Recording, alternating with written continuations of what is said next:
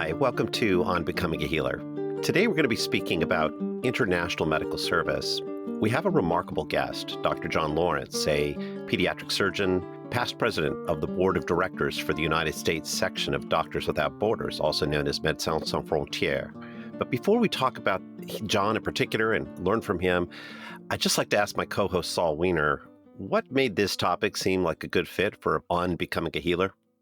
So, Stefan, I met John just a few months ago at an alumni event at our school, medical school, and I was immediately struck by his story. We started chatting. He was there with his wife, Leola, and I learned, of course, that he is a surgeon and that he had recently returned from Gaza, where he'd been caring for patients. He's actually a pediatric surgeon, as you mentioned, but also a general surgeon.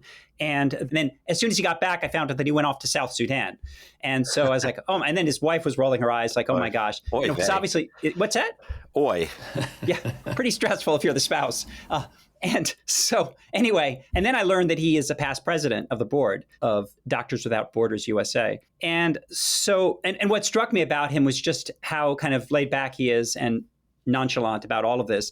And, I've been thinking about where our country is right now. This is a time where we're particularly xenophobic and isolationist, and things may well get quite a bit worse. And we also have done a number of episodes on how medicine in the United States has become increasingly profit-driven. And so the decision of an American physician to go and care for people in another country where there's an intense need and poverty is in some ways the antithesis of all of that. It's the antithesis of being a xenophobic. It's the antithesis of being isolationist. Yeah. And it represents a commitment to health equity, to public service. And I think those are characteristics that are very much intrinsic to John. Now, I also think we need to not glorify the idea of going abroad. It's not always noble. It's certainly never profitable, but it's not always noble. We know that American physicians sometimes go abroad and they may do more harm than good. We know that trainees may go abroad and be inadequately supervised and not benefit from it or do more of the harm than good. It can make people's egos feel good, but they don't do a lot of good. People can go abroad and not get a lot out of it. So it's not something that is just by definition a great thing to do. Now, I do think that a lot has improved in recent decades. Stefan, of course, as you know, you and I met in medical school over 30 years ago when we were on an elective together in Gabon, Africa, working at the Albert Schweitzer Hospital. It was an incredible experience for both of us, both positive and not so positive. But, it started for me with just finding a flyer in my mailbox and basically said, do you speak French? And if so, and you're a medical student, dial this number. And so that's how I got there. Now, these electives are much more structured. The AAMC has guidelines for what a good international experience should consist of. And so things have improved. But I do think that the opportunity to talk to somebody who's made this a major part of his life, who has taken on major leadership, is really special for us. And so that's why I thought it would be really great for us to have a conversation with John at this particular moment in our history. Yeah, I really appreciate that. And I think, we're going to keep coming back around again and again to what do we get right? What do we get wrong? Both for the people we aim to serve and for ourselves and for our trainees. But I'd like to say a little bit about John that goes further into his life history because I think it's worth knowing. John is from Illinois. He attended Dartmouth as a college student. In college, he volunteered in a number of places, a Job Corps center in Montana. He taught English in a Vermont prison. He worked as an assistant counselor in a methadone maintenance clinic, an issue close to my heart. And as a first-year medical student at Dartmouth, he wrote letters around the world to see if he might do a rotation overseas. He landed a spot in Johannesburg, South Africa. That was the one that responded to many, many letters. And then he actually went back for 5 months in his fourth year.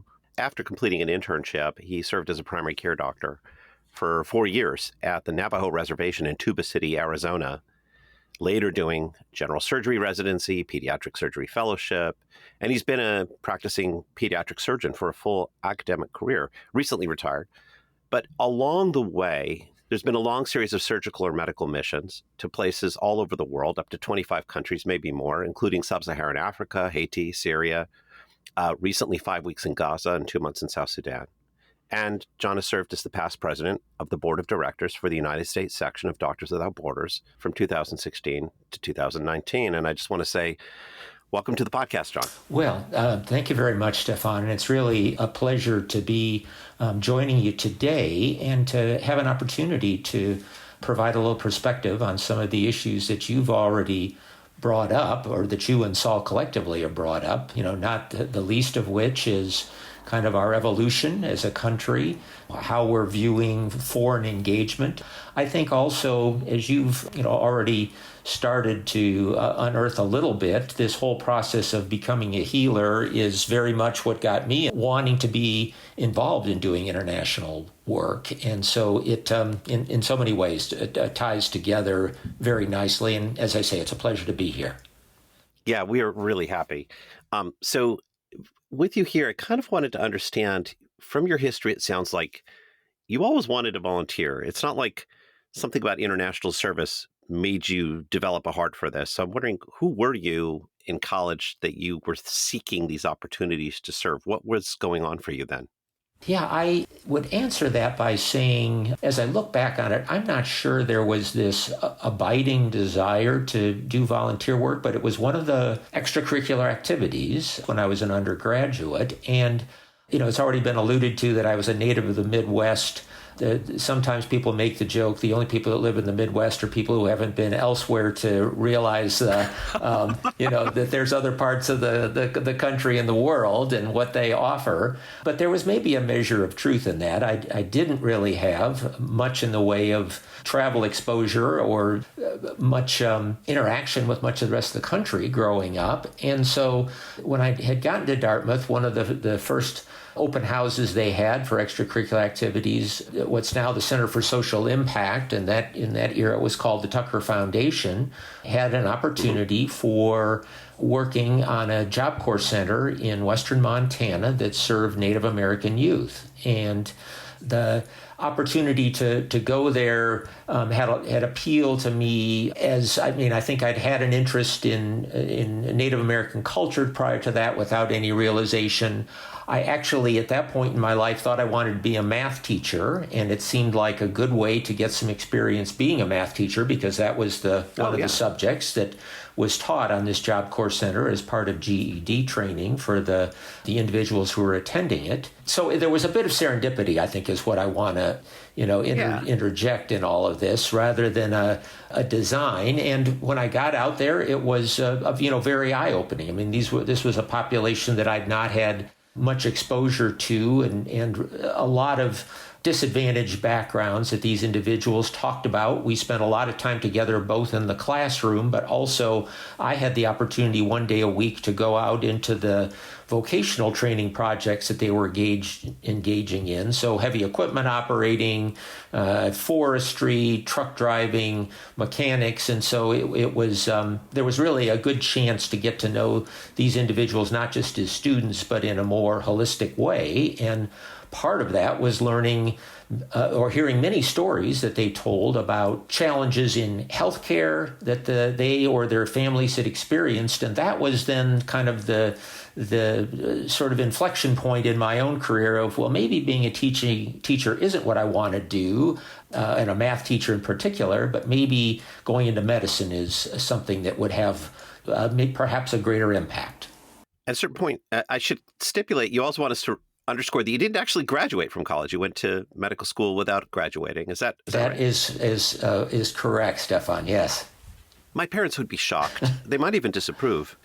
I just have to interject that I think it's worth sharing with our listeners the story, which I think is hilarious, which is basically that he had already gotten into medical school. He was working at a methadone clinic in New Jersey and was just having such a great time doing it that he realized, he had one course in social sciences that he needed to take to graduate, and it just wasn't worth it. He just was like, I got into medical school and I'm learning a lot here in New Jersey, taking care of these people who are struggling with drug addiction, and what the heck? And so I think that says something about his personality that I actually think is wonderful. But I think he was counting on getting that social science course in sometime in the last 50 years. And he never did it. So he still does not. He still has an asterisk. There's still plenty time. of He still time. has an asterisk next to that. Yes. Yeah, he still has an asterisk. Now that's something you could do. But anyway, he still has an asterisk next to that. I think Dartmouth is proud to own him, but he does not have that diploma, at least from the college. Yeah, thank you for that storyline. Yes, as I said, my parents would be shocked. I do want to ask, you went overseas early on as a medical student and then a second time. And I have to ask, what was the impact of that on you? Like, did you think, Jay, this is cool, I just want to do more of this? Or was there something more involved there? What happened as a result of going to a vulnerable population, perhaps in a African country? Yeah, well, in a lot of regards, Stefan, it was really a transformational experience. So I would start out by saying, prior to making that trip in medical school, and some brief trips into Canada, but I'd never been outside of the United States, and so there was the element of being in a foreign country for the first time, but much more was and I would just sort of add to that. I originally went over to study nutrition, so I'd had this interest in nutrition, and that was the assigned spot that I was supposed to be was in a metabolic unit, that they called it, but it was a research lab that was studying various nutritional deficiencies. But there were quite a few South African medical students that I very quickly met there at part of the University of Witwatersrand. That was one of their big teaching hospitals. And they said, shortly after, meeting them, it was, well, what are you doing here? And after I explained I was studying nutrition, they said more or less, well, that's not very interesting. You ought to come out in the wards and experience interactions with patients. And again, this was a different time. I know that for medical students today, they often have some introduction to physical exam in the first year, history taking. I'd had none at that point. So The first time I ever put a stethoscope in my ears was, listening to a child with rheumatic fever in the pediatric ward there. And kind of getting back to answer the question, though, of, kind of the, what were the impacts? So I certainly got the sense of what a difference there was in terms of healthcare equity, right, for the population that was being served in this hospital. And you could see, certainly in the city of Johannesburg, the general hospital serving European populations, totally different landscape. But, as importantly, and one of the things that was very influential from that experience was actually getting exposed to the bedside teaching rounds. That was a very firm tradition in South African medical education at that point in time, and really stemmed out of what I think more broadly is the European system, where the rounds would be made at the bedside, a history would be presented, then the medical students in particular were supposed to demonstrate the physical exam on the patient. The professor would be there and would critique both the history and the physical exam as it was being performed, and then there would be what they would refer to as tuts, which was short for tutorials, and they would talk a little bit about the specific entity that the patient had.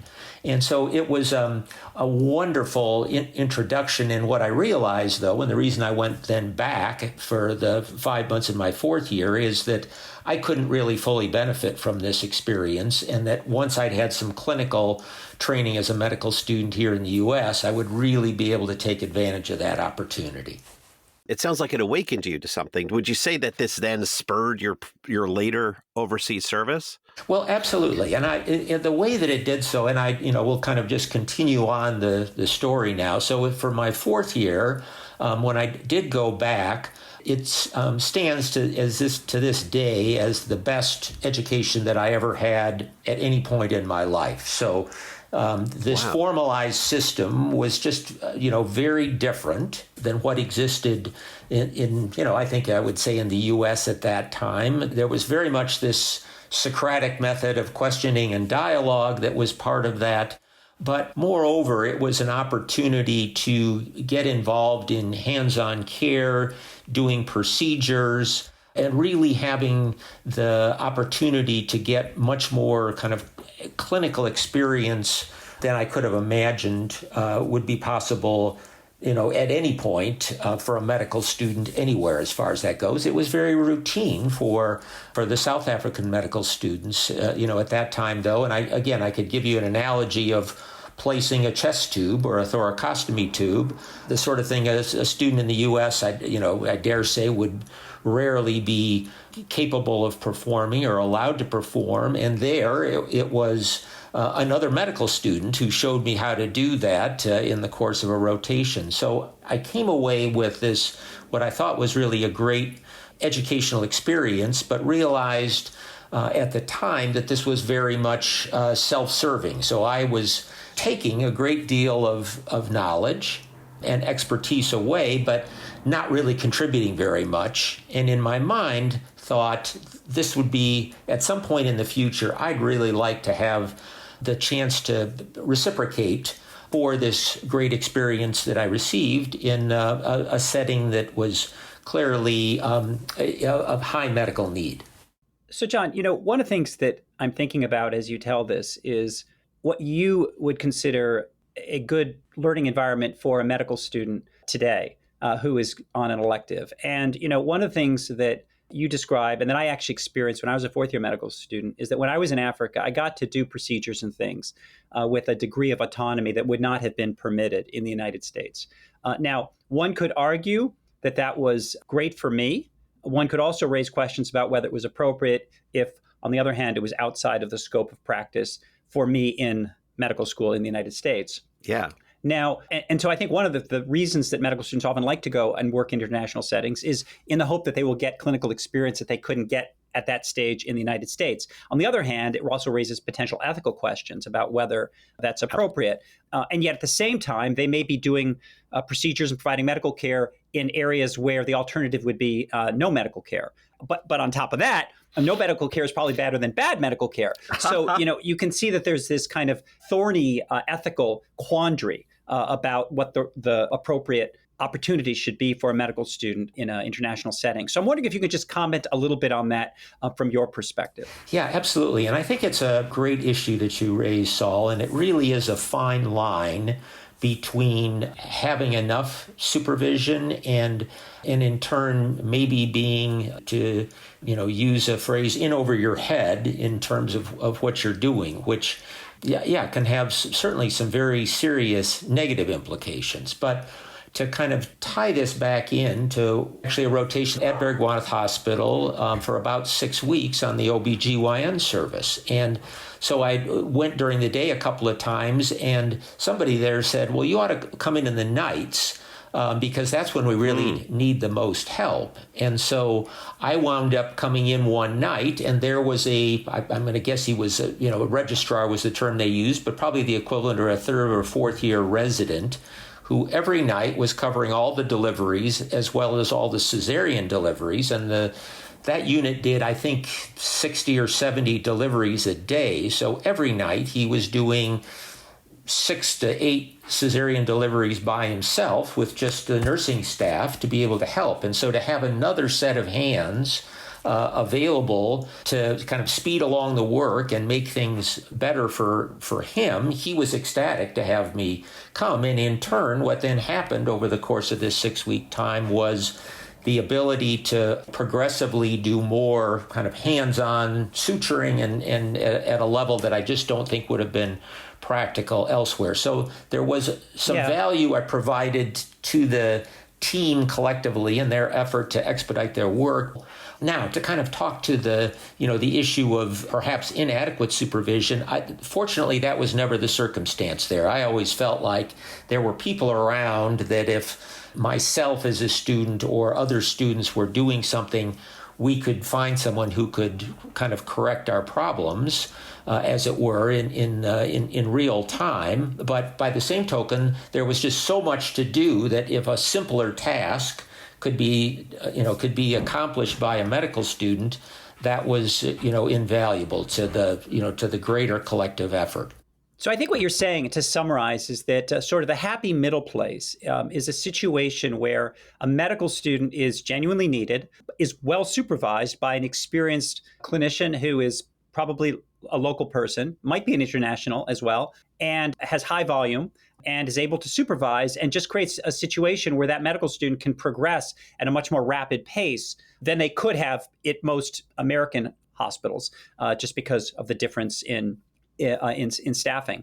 So that's kind of the happy middle place. I think the unhappy situation is one where the medical student is taking on responsibilities, or any trainee, it could be a resident, is taking on responsibilities without that level of supervision because there's no one else to do it, but without assurance that they're doing it competently. Correctly. Yeah, exactly. Yeah, absolutely. So, John, as time went by, I mean, you developed your career in the United States, but it sounds like you also took on a series of, I want to use the word missions. Is that the right word when you went overseas? I mean, I think there's a lot of terminology that could be applicable here. I think there's a tendency to associate the word mission with religious-based work. Yes. And what I would say is, I have a tremendous admiration for, religion-based healthcare that's provided internationally. It has not been a part of my own career or justification or motivation for what I do. So I think there could be assignments you could use as a word, volunteer work when that's applicable. But the term mission, to some degree, has a religious connotation, I think. It's fraught. Yes, which is not to say that is not a positive thing by any means, but just doesn't accurately describe my own work. I've seen short-term international medical mission trips, or STIMMTSs, in the literature. It's a handful, or a mouthful. STIMs. Yeah, STIMs, or whatever you want to call them. Yeah. Yeah. So I think the term mission does not necessarily mean religious, and is used to describe. In its case, they can be short-term or long-term. One other thing that I'm interested in hearing your thoughts on, John, is the nature of the relationships that you develop with local clinicians. I think one of the things about going on a mission is that you don't want to do it as if you've kind of come from the moon or dropped off of been dropped out of a plane, and you're just there, and all of a sudden you're doing your thing and then you leave, because you're entering a culture, you're entering a community, you're entering often a functional health system, or maybe a system that is quasi-functional, but has real people in it who are trying to do their jobs and who often know their jobs very well. And so kind of entering into that with humility and with the recognition that this is an opportunity for a sense of shared humanity, for getting to know each other's expertise, for entering into a community. I would love for you to talk about that, because you've had so much opportunity to do that over the course of your career, and the risks of not doing that. Yeah, it's a great topic to touch on, and it also ties a little bit into my own personal story. So the first experiences that I had internationally, now after having fully trained in pediatric surgery, I think would identify being very much in line with what you were alluding to, Saul. So they were trips of 1 to 2, maybe 3 weeks with a variety of different groups in a variety of different settings, but in a less structured and more kind of sporadic environment of dropping in, I think is maybe the phrase that you used. And one of the things that I found, and I'll say a little frustrating at the beginning of my career in doing these, was that invariably it seemed like members of the medical staff, hospital administrators would always want to have a day or two to meet, to talk, to go out to dinner. And it struck me as kind of some degree a waste of precious time, as I traveled all this way to do medical work, and here we are just socializing. Now, as I think about it, from the perspective of those people on the ground, and very much what you were alluding to, I think, Saul, of if you turn this around and somebody in their U.S. practice had someone drop in and say, I just want to work with you for 2 weeks, I think everybody would say, well, what's the motivation of this person? What are they, what's their intention, their skill set and experience, all these things. And so in many ways, it's very natural, I think, to, want to understand better what is going on in the mind of somebody who's doing sort of sporadic work like this. And I think it also, those early meetings with, various people in the community also, I think, probably serve, though, as a effort on their part to provide a bit of a cultural introduction. Here's the context that we're working in. Here's what we're experiencing.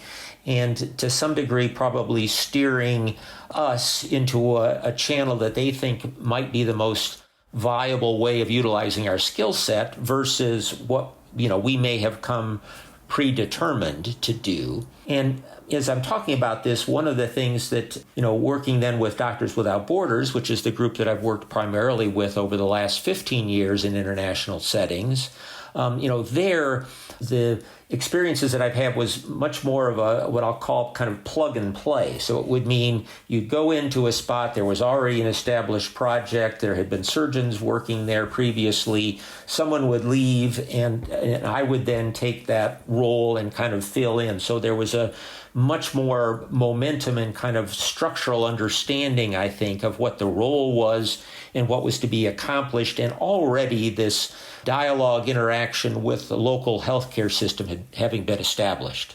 And how do you weigh, we talk about using your time, which is very valuable when you're only there for a few weeks. How do you weigh providing direct care yourself versus training other surgeons? Can you say a little bit about that? Because that's one of the ways in which you can kind of leverage your expertise in a longer term manner. At this point in my life, and I would say that for me, the real value in these settings absolutely lies in incorporating capacity building in what you're doing. And to some degree, I think that will happen, almost by default. I think it's part of every medical practitioner's experience, no matter where you are, is the potential for capacity building, right? So whether that's educating patients, educating, staff members, students, or formal learners that may be with you, there are things that can be acquired all the time just by the simple process of being in the presence of someone providing health care. But to do that on a more formal basis is something, I think it should be very fundamental on international efforts, because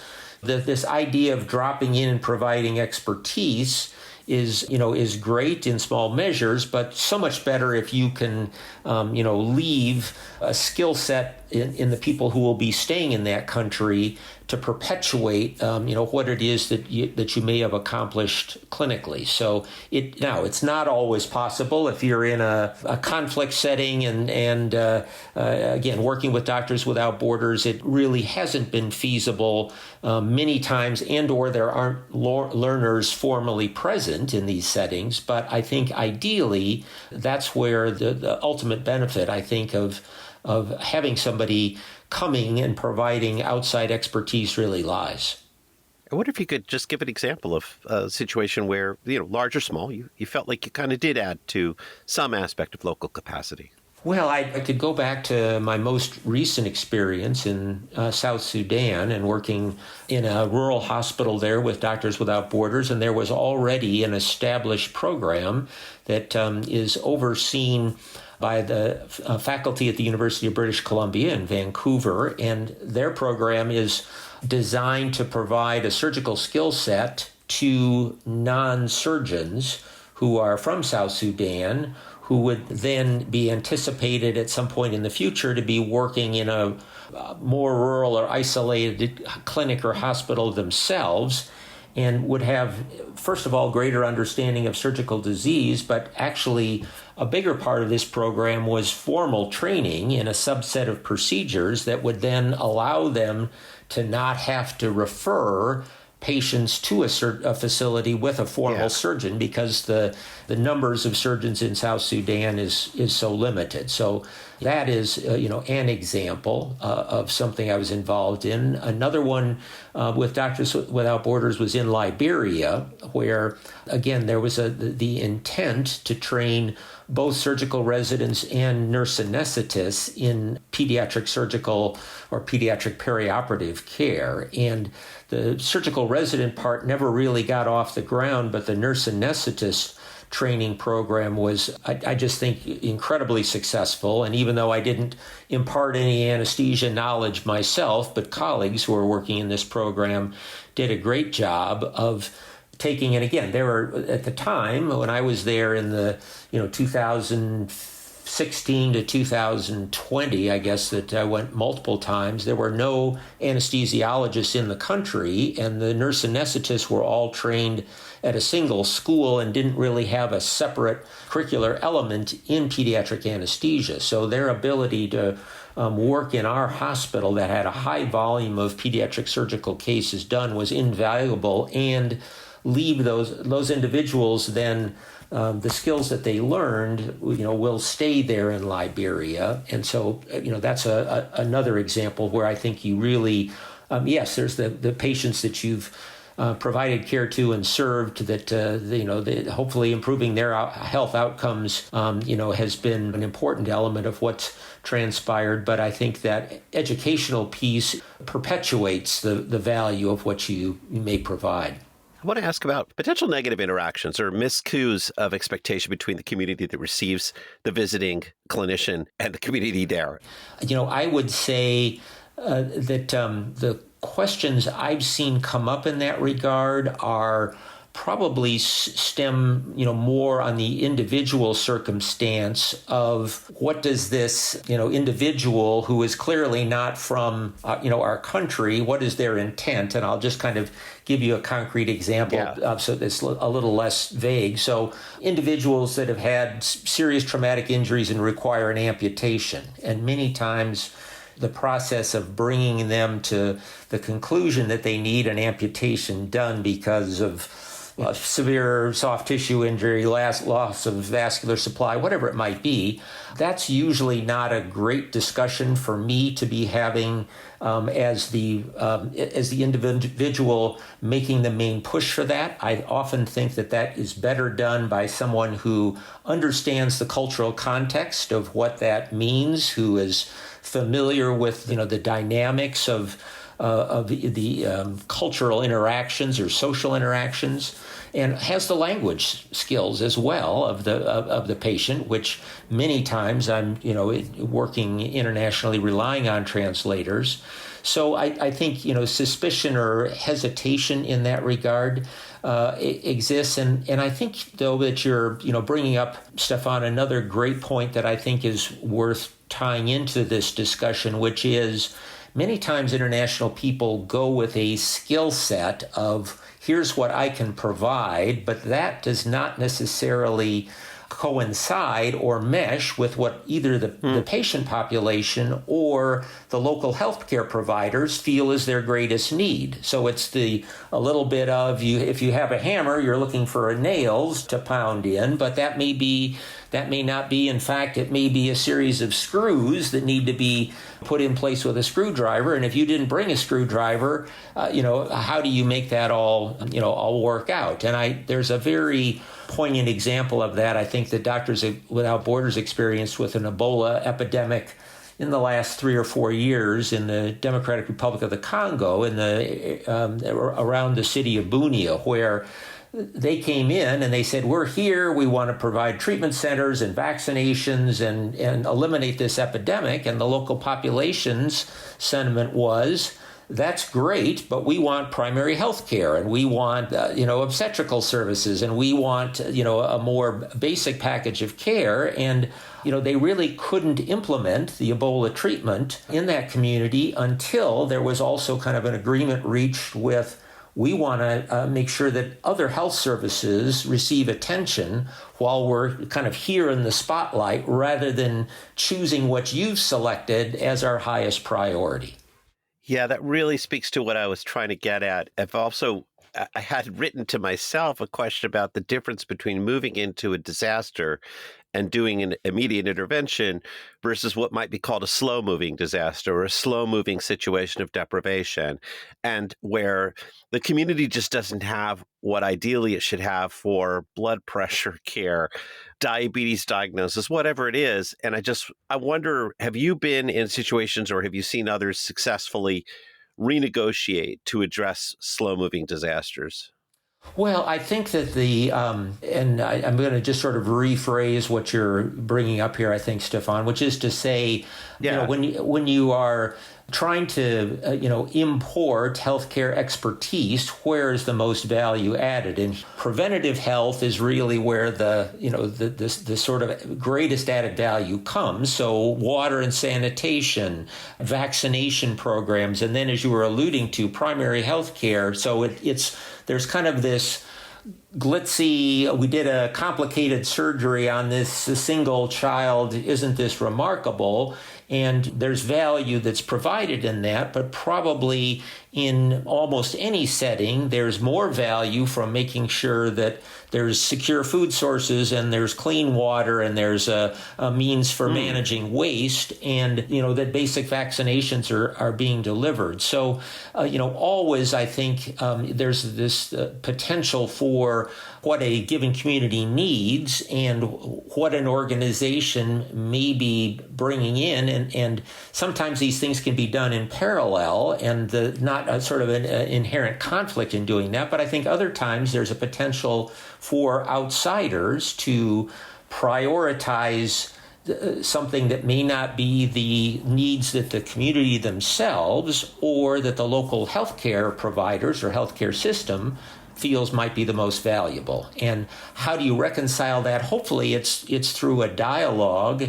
As residents from someplace internationally coming into a given healthcare setting, I think it's important to have humility and a desire to have dialogue about what are the needs perceived, and hopefully being able to address those or find a means to tackle those. Because you've been in Gaza so recently, and because it's such an area of international concern, it would be great if you could tell us a little bit about your experience in Gaza. What were you doing clinically while you were there as a surgeon? And tell us a little bit about what you were seeing and what that was like. My experience in Gaza doesn't necessarily or shouldn't be reflective of this is what everybody in every part of Gaza is experiencing. So, but the time I was working there, we were working in a field hospital or a hospital that was basically had been constructed in the last few months. That was all in tents. And I was working with the group Save the Children International, who were interfacing with UK Med. So as a pediatric surgeon, the role was in theory to be, available to take care of inpatients who were mostly trauma patients. But the hospital was really not very often a primary trauma facility. It was actually the bulk of the patients they received were patients who'd been cared for initially at another facility that was very close by, and then they would offload more stable patients who still needed surgical care or surgical expertise. So they weren't people kind of fresh coming in with severe injuries. So that was part of what I was doing. And then another part was there was a very busy outpatient clinic that was attached to this facility. And so probably in the range of 200 pediatric patients a day from the community, and the community being largely a tent compound, and tents would even over-exaggerate the level of shelter that many people were living in. It was more wooden sticks and tarps and blankets that were serving as their residences. And this was in the humanitarian zone known as Al Mawasi. And so there were some pediatric surgical acute cases that would come from there that I would consult on and care for. But then also, another part of that was there were quite a few patients who had received care in the healthcare system from pediatric surgeons, Gazan pediatric surgeons, who, once the war had started, now had no access to be able to see these individuals again for ongoing care. So there were a lot of complicated, neonatal conditions and other pediatric surgical conditions that don't necessarily get fixed with a single operation, where these patients needed ongoing care but didn't have a facility to go to. And on learning that there was a pediatric surgeon in, that particular hospital, there were a fair number of those patients that came as well. What kind of trauma were you seeing? What I would say is, pretty typical from conflict zones. So it was burn patients, patients who'd had, shrapnel, explosive device injuries, a fair number with amputations, lots of fractures, and complicated open fractures and non-healing fractures. We actually had a very full complement of specialist orthopedic surgeons, urologic surgeons, I was an otolaryngologist that came through periodically in this hospital. So there was a great deal of support in that regard. And these are all individuals from Gaza. There were very few of us that were from outside of Gaza. But those would be the main injuries, or just the sorts of things that you see in any warfare setting. What kind of surgeries were you doing? There was a lot of wound debridement and wound management. So this is, again, a very typical in other settings I've worked in, where you just in burn care being another example of that, where the patients just need an every other day return to the operating room to wash out, to clean, debride an infected wound or what had been a dirty wound in order to get secondary closure. So those were the types of things that I was seeing there. There were a few, what I might call more standard pediatric surgical things. We did some hydrocelectomies and hernia repairs, which again is, you might say that wouldn't seem to be a priority, but again, this is one of the things I think that's sort of lost about care in conflict zones is, you need to also take care or try to take care of routine health problems as they come up, in addition to all of the pressure that the care of injured individuals puts on the healthcare system that tends to deprioritize all the other elements of routine health care. And your experience could have been quite different if you'd been placed at a different hospital, much closer to areas where children were being affected by trauma. Yeah, and really it doesn't come down to distance. So we were probably as close to those patients. It's just that the EMS services were preferentially taking them to this other hospital, and where they, the things like a fully stocked blood bank had been in place for, weeks and so on and so forth, that prioritization made a lot of sense for the services that they had. And what were the risks that you were taking by being there? Yeah, the team from Save the Children International had a designated individual in charge of our security. And so what that translated to in very practical terms was, on a daily basis, communicating with COGAT, which is the Israeli government's kind of humanitarian coordination arm, and so talking with them about the route we would be taking each day to get in and out of the hospital, and when we would be leaving, and so our whereabouts were very strictly determined. And similarly, travel after dark wasn't permitted, so we couldn't leave before a certain time. We had to be back in our resident facility at a designated time. So, I personally felt quite safe in that regard. And our living compound, which we changed during the time I was there, just because the front of the war advanced from where we were initially staying in Rafah to necessitating us to move up to Deir Abala.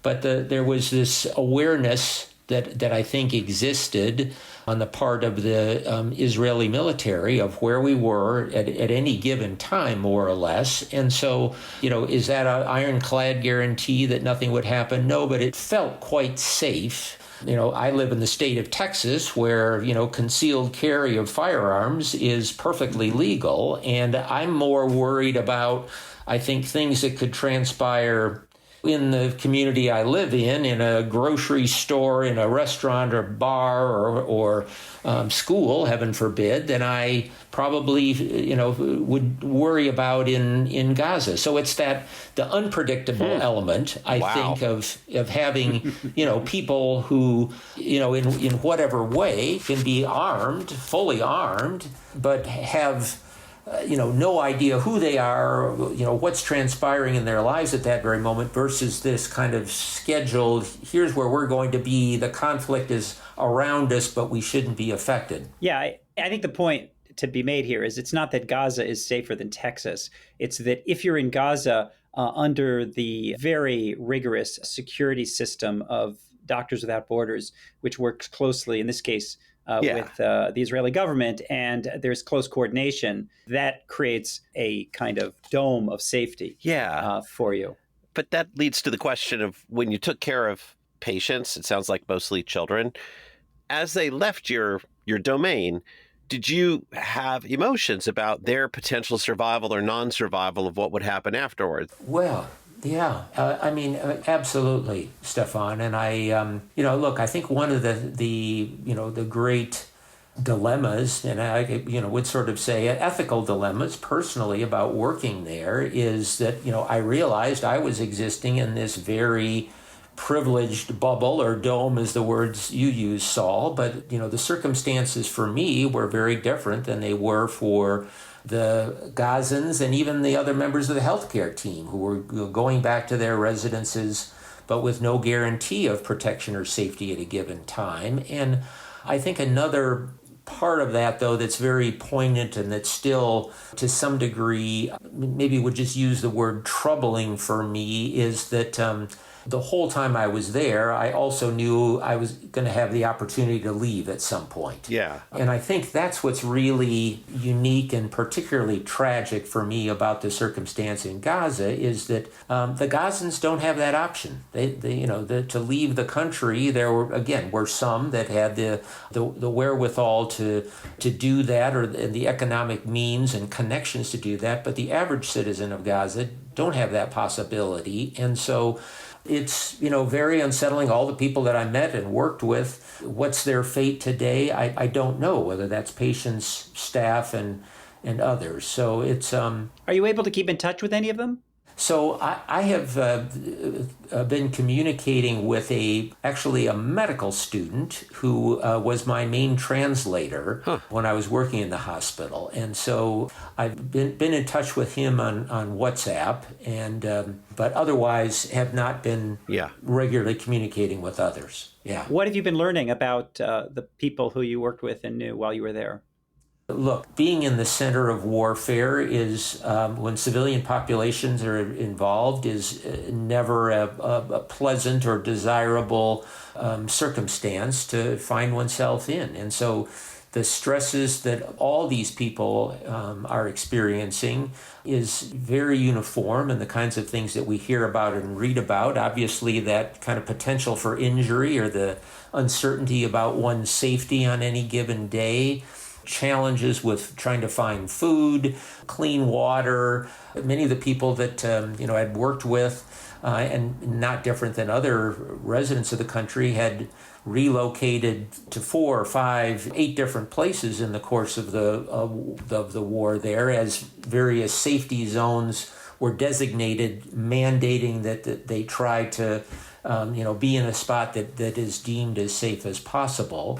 And from as I was just alluding to this one individual, Mohammed, who was a medical student, besides all of these other issues, he has the uncertainty about when will my education resume again. And so, and that's something else that I think is particularly unfortunate part of the conflict. The interruption of education at all levels. Small children, on up to medical students are now have their education interrupted, and many of the universities or structures that house schools now destroyed, and so it's a very tragic part, I think, of the whole circumstance there. Not that there aren't many elements that are very sad. So, John, I have to confess that in the 2 times that I've gone overseas, both times to Africa to work, I always had a notion of what I was going to be able to do. And somewhere around week 3 or 4, I would hit sort of a rock bottom where I realized that most of my expectations were not going to come to fruition.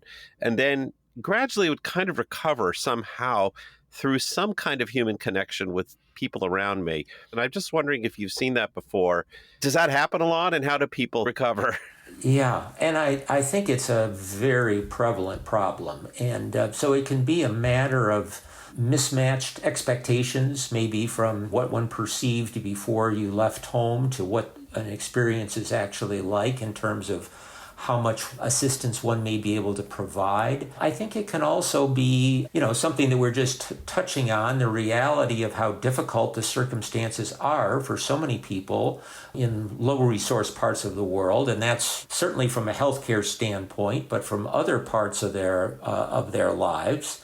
And then I think you also have another element that I think can really contribute to, despair being the word that you use, but are complications or deaths that you know would be entirely preventable in a high-resourced medical environment, and here you are because of lack of some ventilators or the ability to give intravenous nutrition or whatever it might be, somebody that you say this person could very readily survive if we had X, Y, or Z, but it's not there. And so the experience of having, elements of whatever term you want to use, despair, sadness, depression, anguish is very real, I think, and one that I'll just talk about Doctors Without Borders. They do a great job of, I think, trying to mitigate as much as possible. So it includes meeting with a psychosocial provider who's skilled and